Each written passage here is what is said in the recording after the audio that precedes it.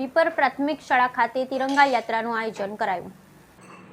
લખપત તાલુકા પીપર પ્રાથમિક શાળામાં આજરોજ સવારે 11 કલાકે હર ઘર તિરંગા કાર્યક્રમ અંતર્ગત તિરંગા રેલીનું આયોજન કરવામાં આવેલું હતું। આ રેલી ગામની મુખ્ય શેરીઓ જેવી કે મસ્જિદ ચોક, કોલી વિસ્તાર અને ગામના મુખ્ય માર્ગ પર ફરી આ રેલીમાં શાળાના બાળકોએ વિવિધ વેશભૂષામાં ઉલ્લાસભેર ભાગ લીધો। કાર્યક્રમમાં ગામના મુખ્ય નાગરિક એવા સરપંચ શ્રી માવજીભાઈ મહેશ્વરી, પીપર તલાટી શ્રી પીસી એવારિયા, અગ્રણી જગદીશસિંહ જામ તેમજ લક્કી નાલા બોર્ડર વિંગના મહિલા તેમજ પુરુષ જવાનો સાથે શાળાના સમગ્ર સ્ટાફ જોડાયો।